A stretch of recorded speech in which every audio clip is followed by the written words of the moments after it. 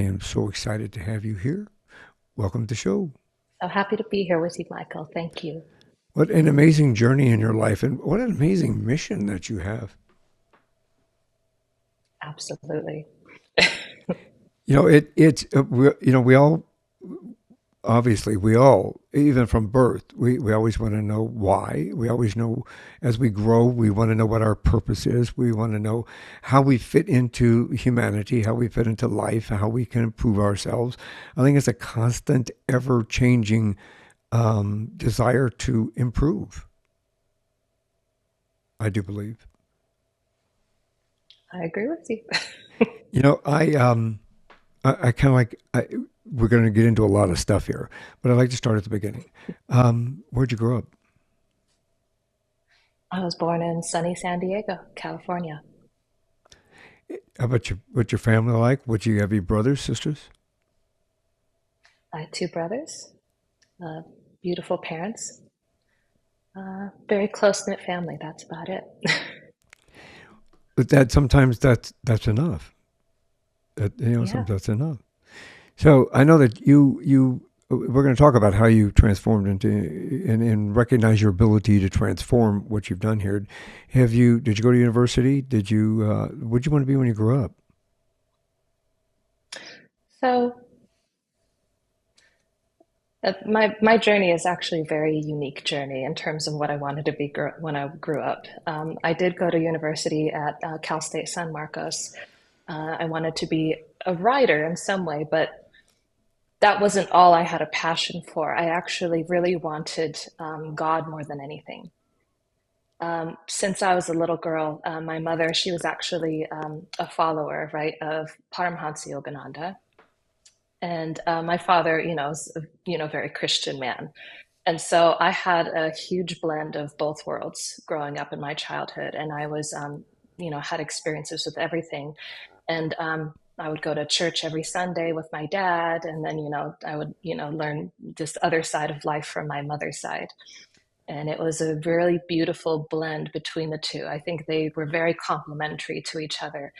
And in doing so, this kind of upbringing gave me a lot of different perspectives on life and the integration, right? The comprehension that all religions and all spirituality is really complementary to each other. They really are all fundamentally touching upon the same truth and divine principles, divine fundamentals, fundamentals of our universe.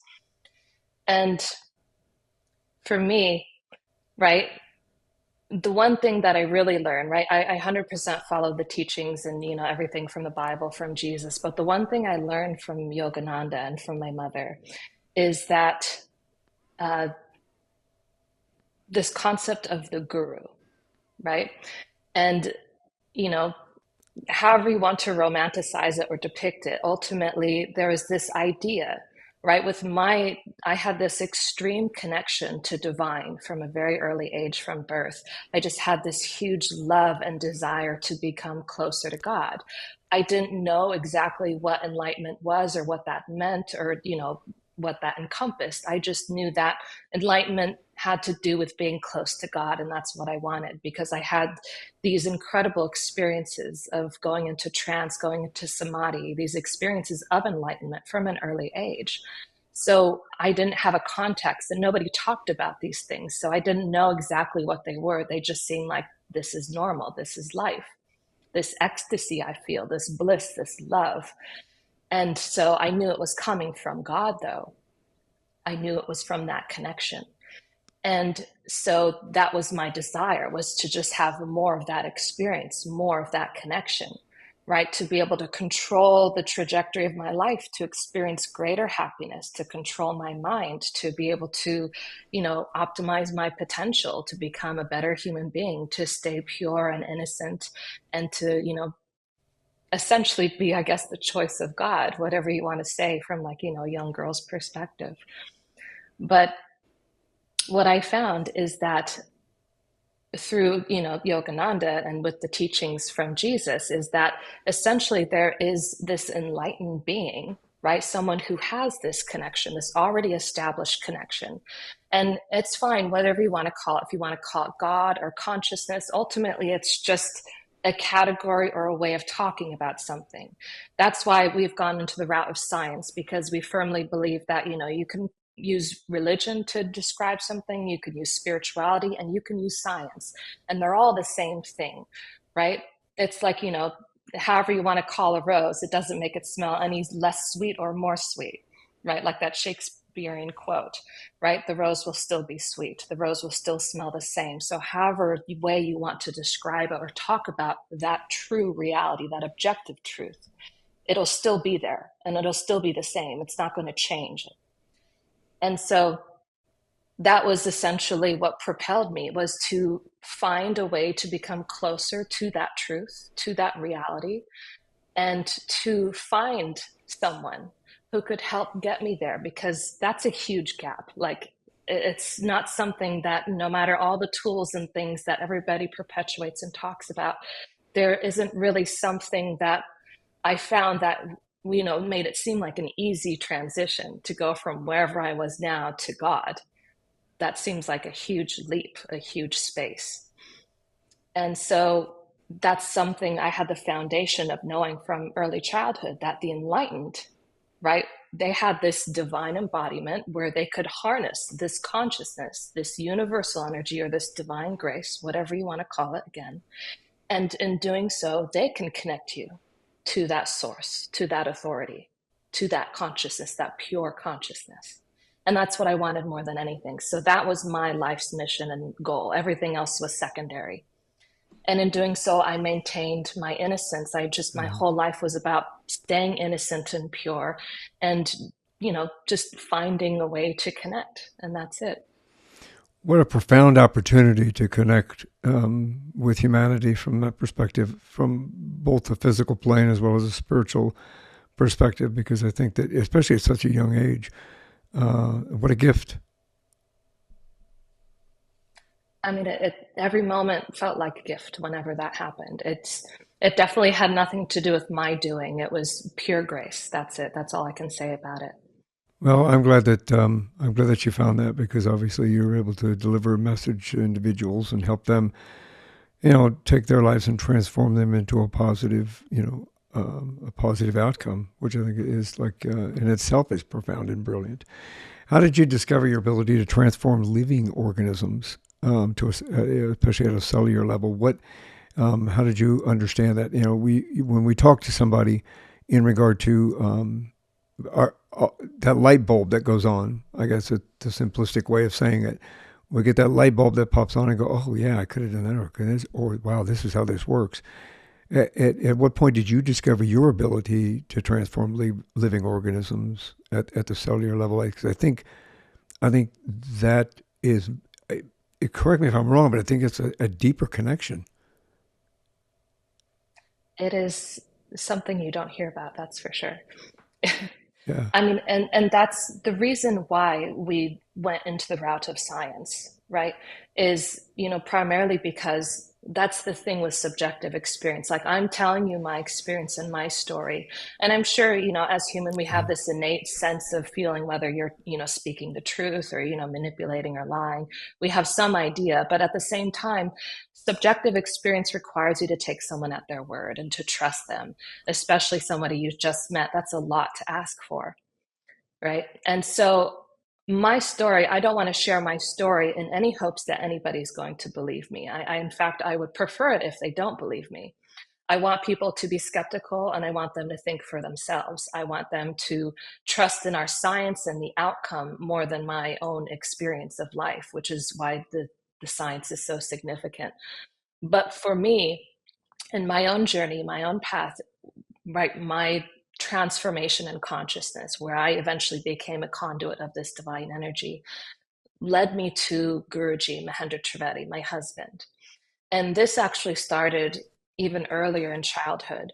When I was a very young girl, right, I had this strong connection with divine. So I had moments of incredible experience where I knew divine was speaking to me or conveying a message. And it's not like, a voice in your ear, like, God bends down and talks to you through your ear.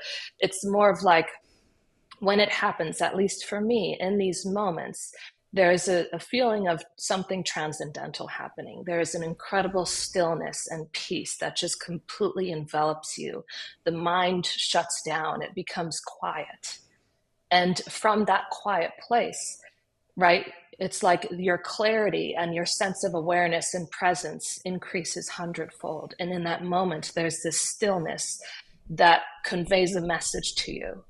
And in that stillness, I remember when I was a little girl, I might have been like 8 years old, maybe. And in that stillness, it was when all these other girls and all these other people around me, had, relationships or were developing crushes. And I was looking around me and I felt like, I do want a relationship, but I have no connection with anybody. I had very difficulty connecting with people as a young kid because there's just a huge difference. It was hard to do.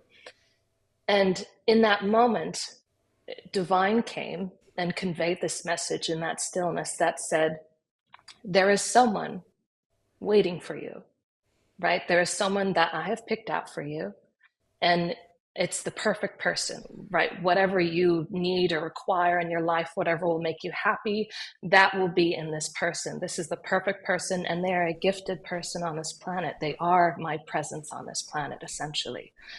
Right? That they embody this higher level of consciousness. They are a highly gifted, enlightened being. And I didn't know quite what enlightenment was, but I understood that they had that divine connection, that strong connection. And in doing so, they would help connect me to God as well. So I knew that from an early age. So my whole life was spent basically waiting to meet that person. And it was around 20 years of age where actually it started happening in 2019, where this incredible sense of loneliness and soul sickness and longing really kind of reached its peak in my life. And my mother, she actually heard about, Guruji Mahendra Trivedi, my husband now, before I did. That's how I met her, because she would take me to all these different, spiritual healers and, hopes that, one of them would help me solve this soul sickness and bring me closer to God. So we went to all these different people. We met other gurus, and we had all these different experiences with, healers and alternative medicine, many different avenues. And she finally, from, some friend of hers, heard about Guruji, and she went to get a blessing because she heard about all of this science research that he's doing. And she thought this is something unusual and very different. So she went to go receive a blessing, or at that time we were calling them energy transmissions. And she prayed essentially for the relationship between her and, my brother to improve, because it was a very rocky relationship in his teenage years. And nobody was able to solve it. Nobody was able to help improve that relationship and create harmony between the two of them. And after one blessing, the very next day, right, she went to bed, woke up in the morning, and the next moment that they met, it's like whatever tension, whatever, severity that was behind their relationship just disappeared. And they Oh, were happy and at peace with each other. She was like, I've never had this my whole life. that's amazing. That's amazing. That's brilliant. That's amazing. That level of consciousness, that level of understanding, I think, has got to be. How does it make you feel? I mean, to be able to connect like that. I'm sure.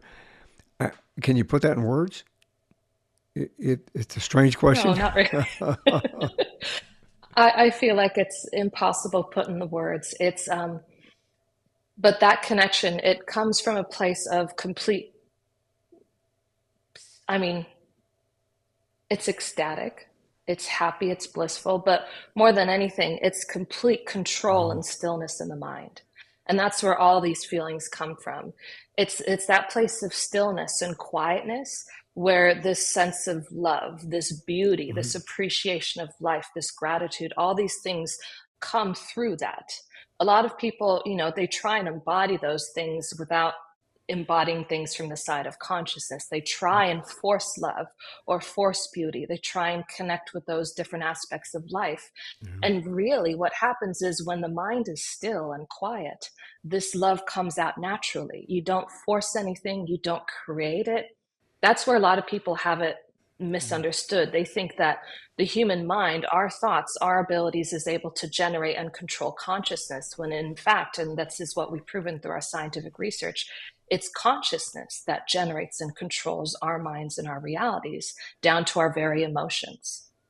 So if we That, want to fundamentally change our realities, we have to change the consciousness that programs our realities. that makes sense. How does that relate to? I have a lot of conversations on here about meditation. I practice meditation myself. My wife does too. Both my kids do as well. Um, how does that relate to like meditation and that type of a state? So there, from what I see it, there's a difference between true meditation and practicing meditation. Practicing meditation is when you're sitting down and trying to focus your mind. It's an actual practice. It's a trick and a technique, but it's not actual meditation. Meditation occurs when the mind has become quiet, the quiescence of thought. That's true, real meditation. So meditation doesn't start until the mind has reached a state of silence. That's when meditation starts. Everything else is just trying to attain that state. And what I found, and I feel like this is very common in the spiritual community, personal development, essentially anybody who's interested in personal development or wellness or, practicing meditation, spirituality, and religion, is we've come far away from this aspect and this reality of consciousness, this formation of, character. And we've driven ourselves far away from that and really focused more on the dogmatic, right? The ritualistic techniques, rituals, practices, so much so that we've removed it from truth and reality, which is consciousness. It's become removed from that totality. And what I mean by that is there's something in science called conductivity. Okay. And there are certain materials, right, that are more conductive to different types of energies. And so, right, you'll have, like, let's say rubber versus metal, right? One of them is able to be a better conductor for electricity, right? That's easy to understand. So when we're talking about consciousness, if we understand, right, fundamentally that consciousness controls our lives, consciousness controls everything, it controls and regulates everything down from the structure of the atom, right, the very fabric of existence itself, the tiniest particle that exists that composes everything, material and immaterial, right? Consciousness controls and regulates that. It causes it to function and do things in very specific ways. It's the information that tells it what to do. So the more consciousness there is, the higher capacity that object or that material, organic, living or not, is able to function at a higher capacity with better functionality and something that is more beneficial and able to contribute more to the world. It's able to harness more of whatever energy it's capable of harnessing. So an iron bar is another example. I'll just quickly describe this because this is very easy way to think of an enlightened being. Is you have an iron bar, a normal iron bar. If you look at its atomic structure, all the atoms in it are kind of chaotically placed here and there, right? And then you look at an iron bar that has become magnetized. It's now a magnet. It's now a conductor for magnetic energy. When you look at the structure of an iron bar, you see all the atoms are in perfect alignment. They are synced up perfectly. In doing so, this alignment, right? It's not that the iron bar is generating magnetic energy, but rather this alignment allows it to harness magnetic energy that already exists on planet Earth in its environment. So it's harnessing something that already exists and is already there and accessible to everything. The problem is not a lot of people can access it because the conductivity is not there. The alignment with that truth of whatever that magnetic energy is not there. So when that alignment occurs, this magnetic energy is able to flow through it. And in doing so, it can also transform other particles around it too. It can magnetize other particles. It can do a bunch of different things that it wasn't able to do before. So that's exactly what enlightened consciousness is that different levels of consciousness, you're able to harness more of this grace, or we could say more consciousness. And in doing so, this consciousness is able to basically transform our life, everything down from our emotions, our state of mind, our happiness, our finances, down to other people's lives, our associates, our families, people we've met. And up until the point where you have an enlightened being, where their consciousness exceeds the consciousness of nature, and they're able to actually transform even the fabric of reality, where they can create positive impacts in your life, transform your health, your well-being, raise your consciousness so that you can become a better person and optimize your potential, alter your destiny, live a better life. Yeah, So that's I'll what a get to your point. oh no, that's no, it's an amazing ripple effect. I Yes, mean, that's what it sounds like to me. It's an amazing ripple effect. it is. But what happens is, right? So it's this character, right? That's what it is this alignment of atoms is character. It is our alignment. It is purity and innocence of that material. It is purity and innocence in character. That is what ultimately makes us a better conductor of divine energy, of consciousness, higher consciousness, is maintaining purity and innocence. And if you see all the scripture and all these religious texts, they all talk about purity and innocence. Right? They're different answers, different avenues, and different ways of talking about you have to be a good human being. You have to be pure and innocent. You have to be moral and ethical, right? And in doing so, right, then when you're a superconductor, when you have this sincerity and purity, then maybe meditation can have an impact on your life. But a lot of people haven't even gotten to the point where that sincerity and that purity, right, that consciousness is Yeah. there to make something useful, to make something capable of having any practical change in your life.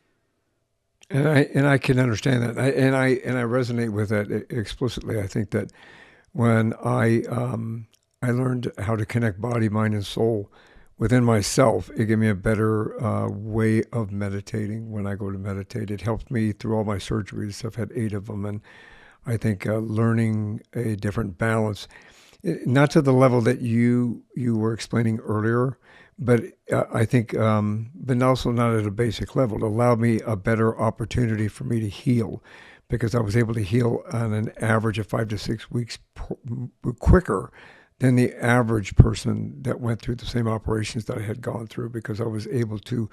I think I took the pain away. I I did. I cut off all of their, like, the Vicodin and everything else. I told them not to give it to me, and instead we used meditation and we used acupuncture and things like this to help balance everything. Do we all have the opportunity to reach that kind of consciousness that you were just describing? Well, this is where my journey begins with meeting Guruji. Right. So my mother had this experience, and that's when she, took me to meet him because, she realized that with all the people, all the different things she's tried, right? She's from, Paramahansa Yogananda, from that background. She's tried healing. She's tried alternative medicine. She's tried whatever you can name in the book. She's tried, and she's brought me to it as well. I've tried it as well. And you can notice some incremental changes. And for us, they seem big. They seem really significant in our lives, right? If you're able to improve, your mental state by 2% compared to where you were before is significant.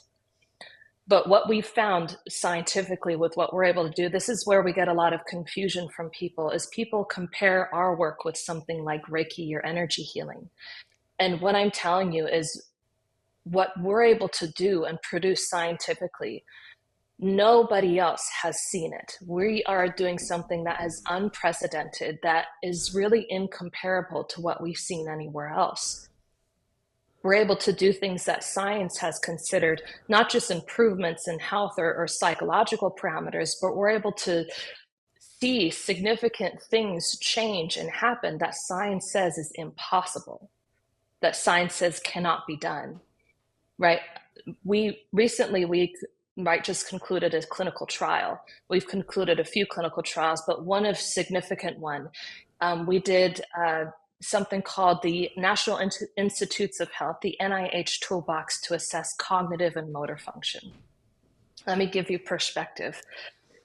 Everything that's been tried, every therapy, every medicine, every pharmaceutical drug, every supplement, whenever that's tested to be released into the market or scientifically validate whatever it's capable or claims to be able to do, the NIH toolbox for cognitive and motor function is always used to assess whether the therapy or the drug has a adverse effect on human cognition and motor function.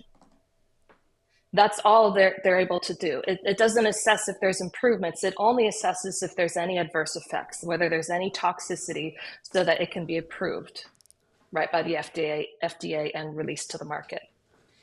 Our clinical trial is the first ever clinical trial that used the NIH toolbox and found significant, over 100% improvement in cognition and motor function in all parameters that we tested. We tested things like language and working memory, episodic memory, executive function, and motor function. We did locomotion, dexterity, standing balance, grip strength, and endurance.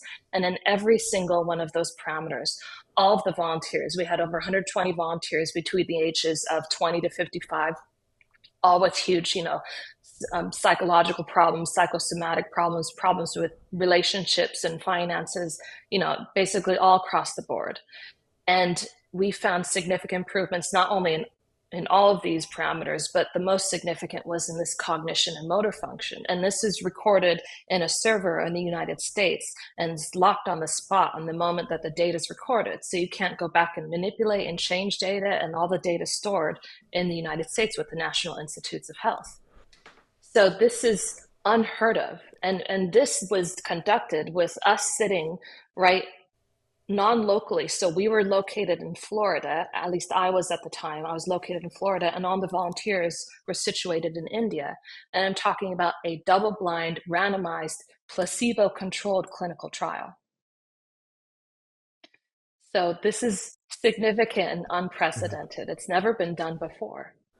That's very profound transformations that you were able to see, to witness, I think, in regard to that. I think and these type of approaches that you and your husband have taken in regard to helping understand that from a deeper level, and the ultimate effects on that. Have you developed processes to help, I guess, uh, implement changes to that whole thing? So in terms of like the processes we developed, do you mean like, how other people can benefit from this as well? Yeah. Is that what you're meaning? Yes.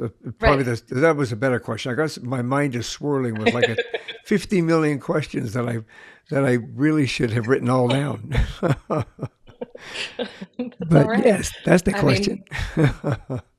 it's honestly 1 hour is not enough time to share everything. There's so much to talk about. So I Uh, understand. It's totally fine. yeah, it's, But it's like it's like wow. Yeah.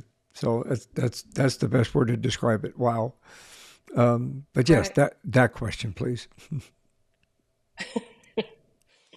Well, so essentially we have these membership programs, right? But the main thing is, right, there, like I was saying about, Paramahansa Yogananda's, my realization, my awareness from an early age that there is ultimately always a catalyst, someone that's able to Uh, perform the function of connecting you with that higher level of consciousness. I don't know if you've ever tried to, change a habit or a pattern in your life or change anything at all. It requires a huge amount of willpower. And that willpower, that comes from consciousness, that comes from higher consciousness, but you still need to access a lot of it to be able to change anything in your life, even if you want to like quit smoking or you just want to yeah. wake up earlier, be more productive, focus. To focus, you need higher consciousness, right? To be able Yeah. to make decisions, right? To be able to do anything and function at a higher level, even cognitively, that requires higher consciousness. So it's very difficult to do on your own, right? You can make some changes and it can be a much slower path. And you can see improvements. You can see changes in your life when you always take the higher road. You always follow the better path. You apply your willpower, right? The way you Mhm. engage with life and other people. You can see improvements and you can see changes, but it takes a lot more effort on your own, a significant amount of time. And who knows? Like I was aware that, without someone helping me, without someone, like, if you want to learn about finances or you want to learn how to be successful, right? You want to find somebody who's done it before. Yeah. You want to find somebody who's already created that path and is able to tell you these are the pitfalls, this is what to do, this is what not to do. And as well, there's something that's transmitted just by being around those kind of people, where naturally you kind of follow. The science has actually found when you're working alongside someone else, when you're in the proximity of someone else and you coordinate together, even if it's unspoken, nonverbal communication, there is something that happens where neuroscientifically our brains synchronize with each other, and we actually end up following similar habits and behavioral patterns and actually start to mimic the same characteristics as the person we're working alongside, the Mm. person we're associated with. So you can understand that even who we're associated with makes a dramatic impact in our consciousness. So for me, the person I associated with that I chose for my path that made the most significant impact over anything else I've tried is meeting someone who was already enlightened and already connected. And this person for me was Guruji Mahendra Trivedi. Right. When I met him, I was 20 years of age. And it was really funny on the car ride there. My mom was telling me about him and saying he's not like a traditional guru. He doesn't wear like the saffron robes. He doesn't have a long beard, and he doesn't talk about like the Bhagavad Gita and all these things. He talks about science. He talks about what happens science. He talks about practical outcome. He doesn't force, he's not like, indoctrinated into any religious sphere or Right. anything like that. He simply had a transcendental experience. He worked as an insurance investigator before his enlightenment, right? He was a mechanical engineer. He didn't have a background, working as like a monk or anything like that. He had just had this direct experience with consciousness, because consciousness is not a religious thing. It's not a spiritual thing. It's just a life thing. It's Right. very much all about life. It's what life is. So whatever context you want to put it in, I talk about it in terms of consciousness, because when we get into God and spirituality, it can be very divisive for people, and people tend to stray away. So he harnesses this pure consciousness that is the essence and substance of everything that we are. So when I was on this car ride with my mom, she was telling me about him. And the funny thing is, right, I was looking to meet this person, and when I was hoping to get a blessing from this man, and she was hoping that he would bless me, so that through this higher consciousness I would be able to meet this person. I didn't know that he was that person at the time when we were driving to meet him. I thought I would get to meet this person, and this blessing would help me find this person in my life, right? Because I also knew this person was my husband. And at the time, my brain didn't connect the dots that Right. you could marry a guru, because every guru I've seen is always celibate, unmarried, they're on their own. So I'm like, I didn't know you could marry a guru. So I didn't connect the dots. I thought he would help me find this being, though. But in the car right there, I entertained the thought. It was my intuition, but my brain took over. And I entertained the thought that, wouldn't it be funny if I was going to meet this man and receive a blessing from him to, help me meet this other man? It turned out he was that person. And The lo universe and brought you behold, he was together. that Yeah, the person. universe brought you together because that's where you're supposed to be. That's pretty cool, actually. That's a yeah. That's a pretty good story to relate to. Yeah. Yeah, that's pretty slick. And that was in 2011. And then, I had my own awakening. I was able to, become a conduit in the same way that he is now. I went through my own enlightenment, and this happened in 2012. And now I'm able to also act as this conduit myself, this Mhm. catalyst for other people.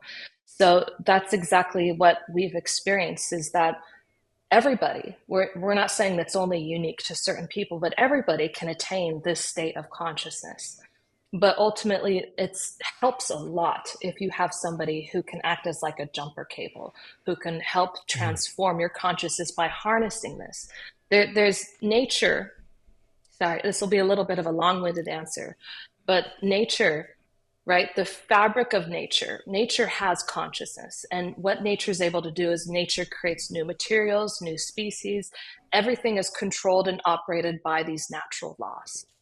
Okay. And what happens with these natural laws is these laws control and dictate everything. They make everything operate within a certain level of parameters, and that's about it. So, like your body temperature, it's never going to go above or below a certain temperature. Otherwise, you'll die or go into a coma, right? Or you'll have brain damage. Something will happen that's very adverse to life. So, nature's maintaining life within a certain set parameters. So, when we're talking about changing the mind and personal development, changing our consciousness, right? You have to understand that that's very difficult to do because nature has this set of regulations that keeps things in a particular box. It keeps things the way they are. That's why everybody feels this resistance when they try and make a change in their life. They feel some incredible force pressuring, resisting themselves, whether it's an outside force, the circumstances of life, or within their own minds and their own consciousness. This huge resistance, and that's the consciousness of nature that we're operating within, right? You'll see gravity, water flows always downhill and never uphill, right? These are natural laws. Nature has designed things this way so that things can function and operate without chaos. Now, if we want to change whatever nature has designed, we need to operate outside of the bounds of nature. And in doing so, and in operating outside of the bounds of nature, you can then change these natural laws. And so, this consciousness that exists outside of the bounds of nature is enlightened consciousness. So this consciousness has the freedom, it has the capacity, the control to be able to harness this pure consciousness, which it is a part of. It has been completely immersed into that consciousness. It can take it, harness it, and transmit it to everything that exists within nature to change nature, to optimize the potential, to raise consciousness. And when we understand that everything is created by consciousness down to the very atom, right?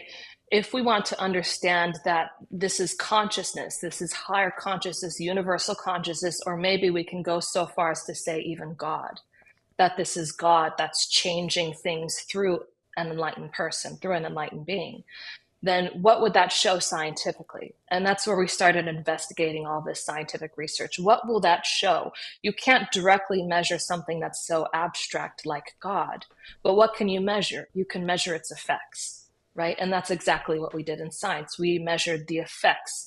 What can a consciousness that supersedes the consciousness of nature do to nature? And how can that prove that God is real or that this consciousness is real? Like it's a brilliant way of kind of connecting both of those because obviously we have to believe in science. Science does exist; it's a reality.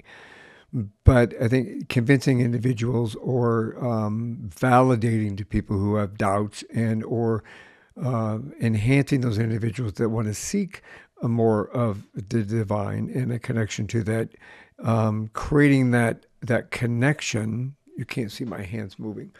Creating that connection the between science and nature and the divine. It's a what a brilliant way to be able to connect to make that connection. I think it opens doors and windows for people to be able to have a better understanding. It's true because science, like, there's an incredible quote from a scientist, Dr. Rustum Roy, where he says, science is the new religion of the world. Everybody relies on science for something. Science Yeah, has advanced, medicine, technology. It has advanced our society in ways that some people feel religion and spirituality have failed to do. yeah, It doesn't have the same practical comforts and outcomes that we're able to witness that science and technology is able to do immediately, right. right? Very visibly and practically. So that's why there's been this huge divide because you can see a greater outcome scientifically, and spirituality and religion, a lot of time they've denied certain truths and fundamentals about life, and then they've used this subjectivity of their experiences to manipulate and control other people and do poor things in the name of religion and spirituality that have turned a lot of people away, and it's really unfortunate. So, what we're doing at Divine Connection International, right, and this is the message that I've wanted to share, that I've shared at the Business World's Festival of Wellbeing at NASDAQ, like you were saying, the CW, Fox, ABC, NBC, all these different platforms. I've been just trying to share that what science is missing. It's this fundamental principle of the existence of consciousness.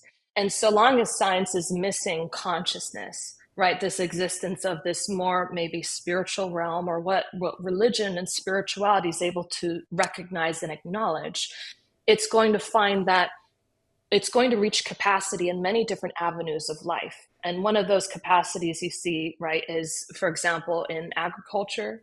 It's also happening in mental health with our mental health crisis, right? You see how it's dividing humanity and dividing the world. There are many different things that science and medicine are still, at their limits at being able to fully address or even understand. Science to this day, with all of its technology available to it, has not been able to map out one human brain. It's not capable of doing that yet. So science, as advanced as it has come, it's still in its infancy and understanding the nature of reality and consciousness and what a human really is.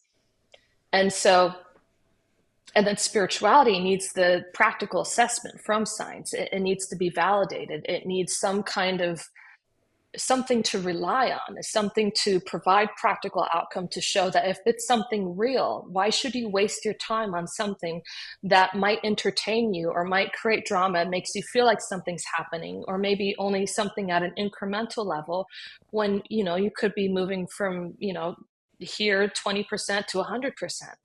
Right? Why should we waste our time if we're given this life? Whether there are more lives or just this one life, if we're given this life, why would you want to waste time? Why don't you want to do everything you can to transform your life, to become happier, to become prosperous, to have good relationships, to take advantage of everything available to you?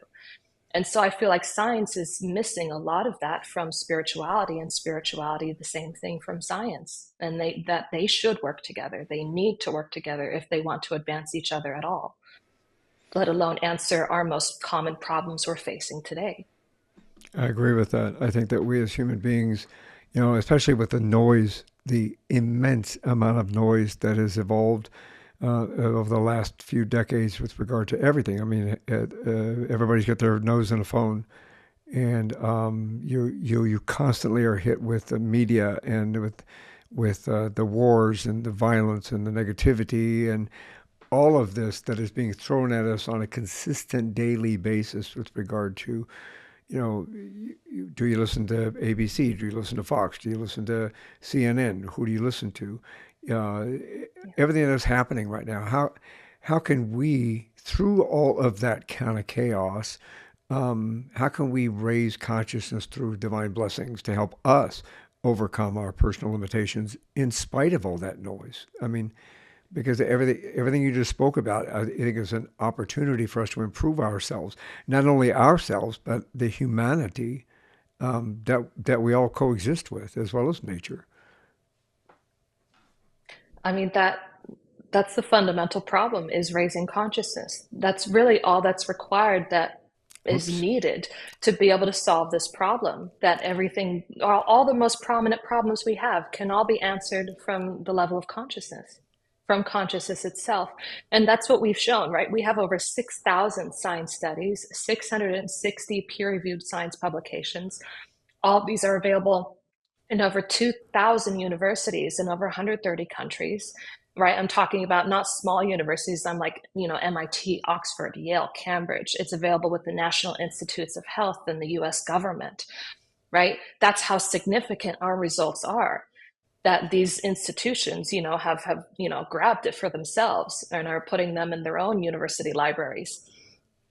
And what we've shown, I mean, we've worked with, you know, non-living materials, we worked with living materials, right? Like I was saying, like a lot of these problems you see today, one of the biggest problems with agriculture, for example, is this inability to produce crops without the use of some kind of pesticide, fungicide, chemical, right, fertilizer. There's so many chemicals, organic and inorganic, both are chemicals, right? And right, you need something to be able to produce these crops. It's impossible to provide for humanity in the world to produce all the crops that we utilize today to feed everybody without applying some kind of chemical, without, essentially harming our soil, destroying its bacterial composition, making it harder for future generations to be able to eat those same produce. right? And then at the same time, all these toxic chemicals are entering our environment. We're ingesting them. They're entering into our groundwater, and that's very difficult to go away. So we're creating a very toxic environment, and you see cancer rates are rising. You see all these different things that are, byproducts of this inability to solve this one problem. And what we found, right, our research in agriculture is that, right, by administering these transmissions of higher consciousness, right, of these divine blessings, again, divine grace, whatever you want to call it, right, by raising the consciousness of these crops, we've seen that without the use of any chemicals whatsoever, I'm talking fertilizers, pesticides, weedicides, fungicides, absolutely no chemical, no addition, the only thing added, water. That's it, right? A completely pristine, organic, completely untouched crop. And just by raising its consciousness, you're able to see a 500% improvement in yield, 600% improvement in plant immunity. You're able to see, you know, like a shelf life increase by over 100%. You're able to see all these improvements, things that science literally cannot produce a crop without using a, fertilizer, fungicide, or pesticide. And we're able to do it without, simply by raising its consciousness. The same thing happens with materials. By raising its consciousness, right, we have been able to, our most significant science research, aside from our cognitive and motor function study with the recent clinical trial, is our ability to change the atom. And I have to emphasize how significant this is because, the atom is the smallest building block of life, of all that there is. Right? And science has not been able to change the atom. Science is incapable of doing so. It's considered an impossibility, right? And there's a scientific law that says energy can neither be created nor can it be destroyed. It can only be transformed from one form into another, right? That's because it's operating within the bounds of that nature's consciousness, which controls it. It keeps the atom this way. The only thing we can do is destroy the atom by infusing a lot of energy into it. The atomic bomb is the greatest example. But we can't change something that nature has created. We can't change the atom scientifically. We haven't found a way to do that. And what we found is with our scientific studies, by applying the power of consciousness, by harnessing this power, transmitting it to materials, right? The ways you can measure, right, how the atom is changed is in, the different characteristics and behaviors that material exhibits. Because a material, it exhibits very, strict set of parameters that shows you what kind of material it is. That's where the whole periodic table of elements is created from, that this is the atom and that's how the atom is for that material. So, right, we have things like boiling points, melting points, right, latent heats, all these different things that are static and they stay the same. And the moment you're able to change the information within the atom, naturally we can expect, right, it's the same way. You measure divine through its effects. So we can see that the atom has changed by its effects on its character and behavior. And we have seen melting points change, boiling points change, burning points, latent heats. We've seen that the atom is able to change in mass and weight and size. We've seen that the atom, the energy within the atom, between the atoms, and distance between atoms has been able to alter through this power of consciousness, which basically is saying that we have changed the atom. We've changed the isotopic abundance. We've changed the atom. We've created something that doesn't exist on this planet, an entirely new atom for that material. And that's something that science cannot do. And so if we can change the atom, you can understand that the application of this energy is limitless. It can be applied to anything. What happens with plants and trees? We're able to, through the power of consciousness, increase its chlorophyll. Chlorophyll is something that science says is static. It doesn't change. Right? We've changed the chlorophyll levels through the power of consciousness. We've been able to increase chlorophyll A and B and total chlorophyll by upwards of like 93%, 30%, different variations for the different levels of chlorophyll. What this does is naturally, by increasing this chlorophyll level, the plant's ability to harness the energy from the sun increases. As a result, so does its self-healing ability, so does its immunity, so does its yield, so does its productivity, right? It becomes a better, more useful plant. The same application applies to humans, and what we've seen in all of our studies with cancer research, human health and wellness, in our Mm. clinical trials and in our real life testimonials, right? We've blessed over 300,000 people. Over 300,000 people have received this energy. Well, And what happens is when you are able to raise the consciousness of the individual, their whole life changes as a byproduct of that. So they're able to, they can meditate deeper. I mean, that's one of the benefits. They can get more out of those practices. But you see relationships improve, quality of life improves, right? We've seen reversal in aging. We've seen people, like some of the quickest improvements people experience is their hair, skin, and nails improve, right? The rate at which their nails and their hair grows is increased by just 2 weeks. Their skin cell turnover, right? The moment after 2 weeks time, you see they have this natural glow. Their mhm. sleep is deeper, right? They sleep maybe less amount of time and they're able to wake up more refreshed and more energetic, right? Nothing else has changed in their life. They haven't introduced a new therapy. They haven't done anything different. They've just received this energy. They've received this blessing, right? They've been connected to the God of their understanding. That's how we word it, because it's not a religion or, spiritual dogmatic practice. It's strictly your relationship with God, however you perceive that. We have atheists who receive our blessings, right? Who don't have a particular framework or understanding of God, but they believe there's something out there. There's consciousness, maybe. Maybe it's a more scientific approach. We have people from all walks of life who come here, and every one of them experiences the benefits. It has nothing to do with their belief system. Plants don't have a belief system, materials don't have a belief system, animals don't really have a belief system. We think that all these things require us to believe in them or have faith in them, and what we're showing scientifically is that's not required. Science is science and outcome is outcome. If it's there, it'll make an impact, it'll change your life. And I have a few dramatic testimonials I'd love to share with you. Oh, please do. But I do have one question, though, if I can throw this in there. Absolutely. What, with everything that you had just spoke about, it brings a question up. How does soul awareness play into finding all of this together? Because I believe in this is my personal belief that, we all have a soul. And I think that I do my best to connect my mind, body, and my soul. And I try to do that through my divine perspective and my spiritual perspective in regard to where we live, how we live, and including nature. And it seems to me that everything that you just said, I think that would have a profound effect on our souls. What I would say is what's happening is we are empowering the soul. We are giving the soul leadership over our lives to dictate our realities. Because the soul is our connection to God. Right. That is how we communicate God, right? When I was telling you those experiences I was having, that's coming from my own soul and its own connection to God. I had this fundamental understanding from a very young age that through my own awareness, I was connected to God. I felt God right in, like the Bible and everything. It talks about God is omniscient and omnipresent. And in doing so, that means God exists everywhere in all things. And part of that is the soul, right? That presence by which we can connect with God is through our own souls. The problem is, right, because of science's inability to fully acknowledge the existence of the soul and consciousness, because science requires something you can measure and touch and feel, or it requires something that, it can objectively identify.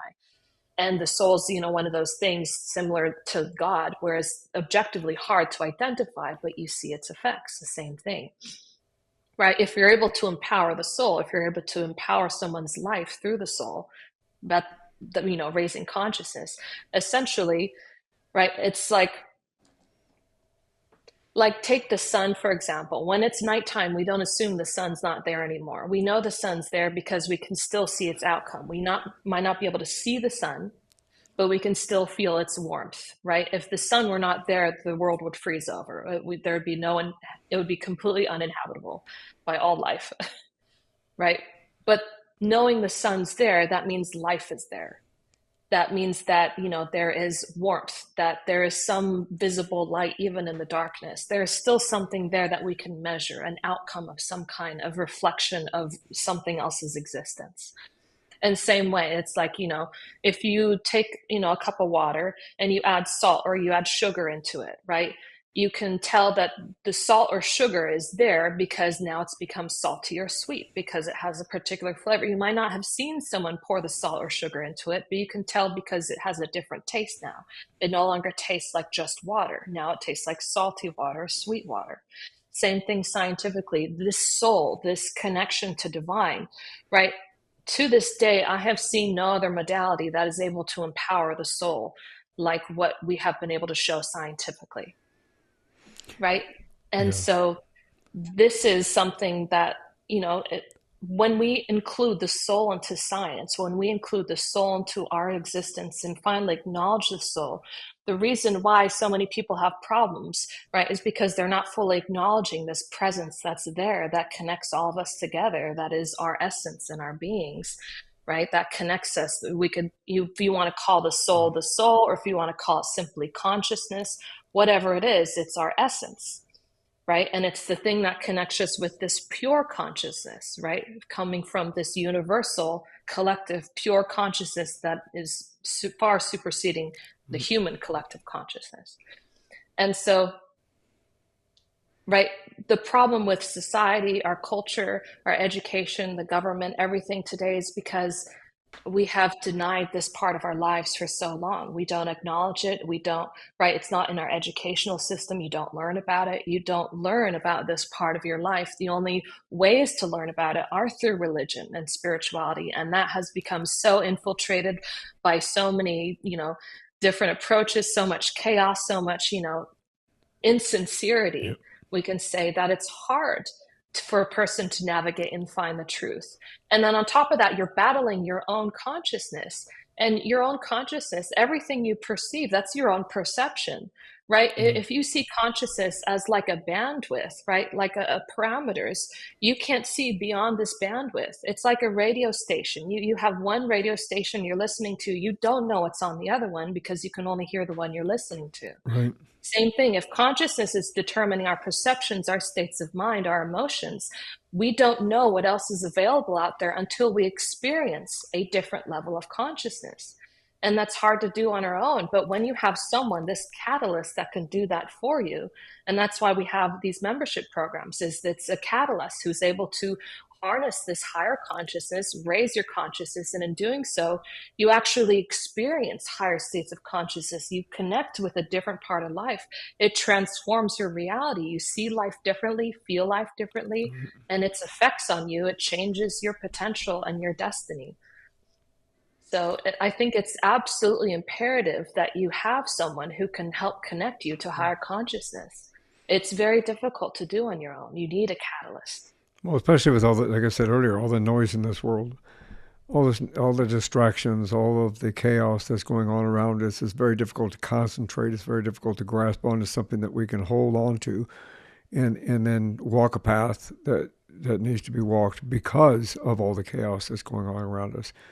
We can all find peace and tranquility in certain perspectives, but sometimes we have to have somebody walk beside us or push us from behind or walk, pull us from the front and guide us through it, so to speak. It's like if you've ever, like you're going through a particular situation in your life and, you're talking to like a friend of yours and they're giving you advice on what you can do. It's easier for someone Yeah. outside to give you advice or to help uplift you, right? But the moment they're sad and depressed with you, you can't uplift each other. You can't do anything for Yeah. each other. But when someone's there from an outside perspective and they're coming from a higher place, they can help you. And just being with them and talking through with them, or just being by association, you feel better. I mean, Yeah. that's just one very easy, practical way to see how different consciousnesses, when they associate with each other, they can alter your own consciousness. Well, imagine, you know, some bigger form of consciousness, Yeah. having access to that, what that can do for you. Yeah. It'd be like the big kahuna, as they say in Hawaii. One of the greatest things, if you don't mind me saying one more thing, one of the greatest things that, One more thing before you go. affect, one more thing before you go. Sorry, I had to throw that in there. Oh, that's perfect. The synchronicity. But one of the greatest things that I've seen nowadays that really affects our quality of life, that has the greatest impact, I would say, on our quality of life, is stress. I mean, stress is the greatest source of inflammation. It's the greatest source. Harvard and a lot of universities and institutions are actually coming up with this idea that it's chronic inflammation that is the cause of all the diseases and disorders we see today that are most prevalent. Chronic inflammation, and the greatest source of inflammation that we see in our stress in our lives is stress. And the greatest source of our stress is, of course, stress doesn't exist anywhere else except within our own minds. I And what agree. happens is when you're able to control your mind, right? And there's a problem. There's this concept, this idea that, you must have, it's not about stopping thoughts, but it's about having a lot of positive thoughts. You must have a lot of positive thoughts, and those will make you happier and will improve your health and change your quality of life. When in reality, these positive thoughts, if they're not centered in practicality and realism, they're actually considered positive delusional thoughts. And they actually are another way of you, first of all, prevents you from growing, from being, sincere with life and yourself and your own consciousness. It prevents you from seeing reality because it's thoughts that prevent you from seeing the truth. It's thoughts that prevent you from connecting to higher levels of consciousness, whether it be good or bad thoughts. They're there, and they're the one things that inhibit you from experiencing, like I Mhm. said, what comes from that stillness, that place of higher consciousness, that place of God, whatever you want to call it. It's this place of stillness, not positive thoughts, but stillness of thought. And from that stillness of thought, this incredible beauty, this happiness, right? So many people, because they're so used to being unhappy, right? And most of where we get our sources on how to be happy are from people who really aren't happy. Yeah, that's And so unfortunate, but we yes. trust these people. We trust these people for advice on how to be happy, right? You have to be successful. You have to do this. You have to do that. You have to think positive and do things like this and follow these practices and biohack and do all these neurolinguistic Yeah. programming. There are a bunch of different things out there. And, it's exhausting how many decisions and options you have in the world. It's your nervous system is not meant to process all that information. And yet here we are. And you would assume that if there's anything that really exists out there, right, what we've seen is the amount of mental health problems and the size of the wellness industry are both increasing, Yeah. right? And the wellness industry is a multi-trillion dollar industry. It's 3 times larger or 4 times larger now than the pharmaceutical industry. And so this is a booming industry that's increasing multifold. So it not only highlights the need for this in our lives, how much of like a pandemic this mental health crisis is, how much Mm. it's affecting our quality of life, our stress, and our health, but also the fact that there are no answers out there. Because if there was an answer, then there wouldn't be so many options, and the amount of mental health crises wouldn't be increasing with the growing size of the wellness industry. That's a So, very I brilliant mean, observation. Yeah. yeah. Yeah, I agree with you. I So, think, I mean, I'm sorry, go ahead. sorry, go on.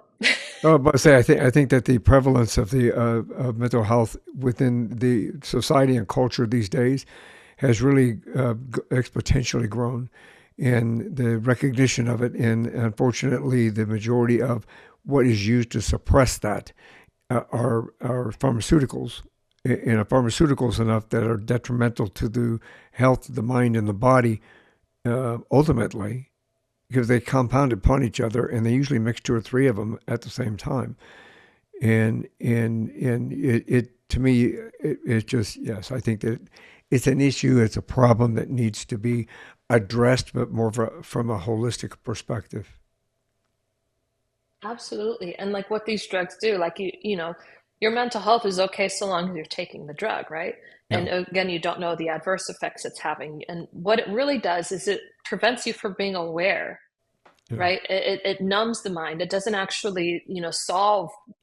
Even scientists don't really know how a lot of depressants and how a lot of these things that block neurotransmitters or improve uptakes and everything, how they function in terms of the mind and mental health. If we can't even map out one human brain, we're trusting our brains, our minds, on somebody who doesn't even understand or comprehends fully the nature of the mind and what it does and what it's capable of, and we're trusting that with pharmaceutical drugs to alter it permanently sometimes. So, I But mean, that can be yeah, very devastating and very scary thing. And I feel like that should be, taken into consideration. I agree with that 100%. I would love to keep talking for another hour or two. or Would this could love really to go as into well. about a 3 hour talk. But I think this is one more thing before you go. So before you go, do you have any words of wisdom you could share? Um, Life is good. Life is happy. If life isn't happy, maybe we should look at what's stopping us, right? Nature has is it's actually natural. That is a natural law that life moves in the direction that promotes its growth and happiness. And if we're not moving in the direction of growth and happiness, we need to understand that there's something in our environment, there's something we're not able to assess or see correctly, that there's something vital that we're missing. And all the problems today you can see can all be answered from a level of higher consciousness. No problem can be solved from the level of consciousness that created it, right? I think those are the words of John F. Kennedy. And you see, all the problems that exist today can only be answered through higher consciousness, through this divine connection. So, if you want to really experience what life could be, not what you think life could be, but what life really could be, I would really encourage you just try it. See what could happen. Try it. Take that first step. Take that first step. Profound words of wisdom. Profound words of wisdom. Thank you. Dahryn, thank you Thank you, very Michael. much for being here. Thank you very much for an amazing conversation. I would love to have another one with you. I think we can continue this conversation down the road. Love. You have so much more to teach and so much more to help inspire, motivate, and educate. So thank you.